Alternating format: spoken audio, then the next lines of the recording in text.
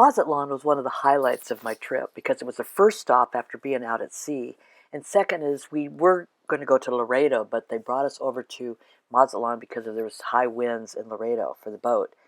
I wanted to go off the beaten path because I'd been to the beaches of Mazatlan before, but I kind of wanted to see the interior.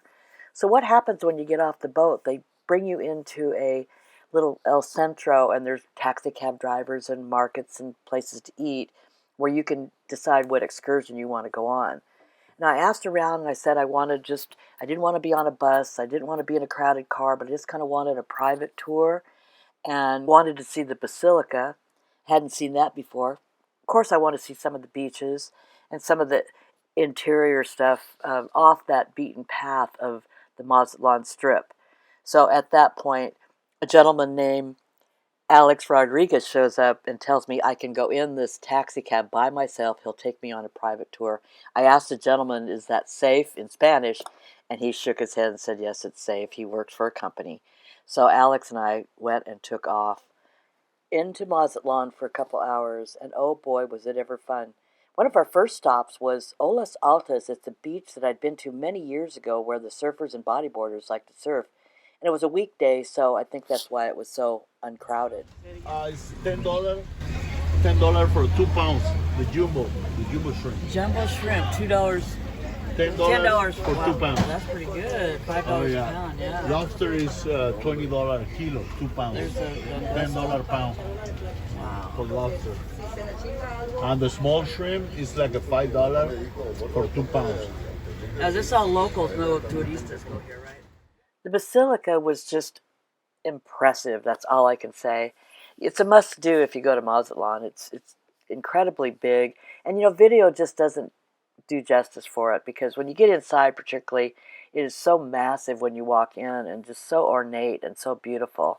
I was so grateful that Alex let me go to it, and he told me I could stay as long as I wanted while I was inside.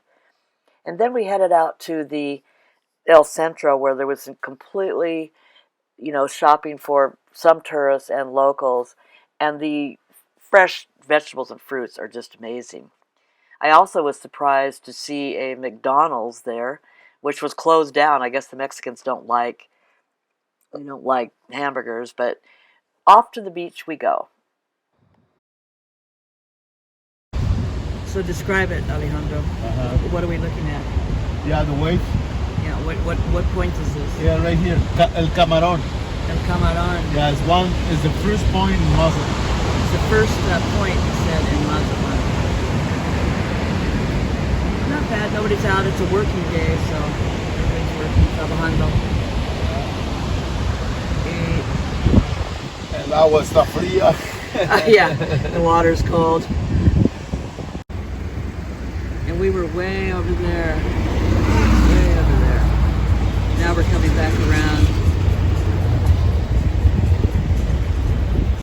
Once I got back up on the boat and started taking some panoramic views of the city, I realized how much Alex had done for me.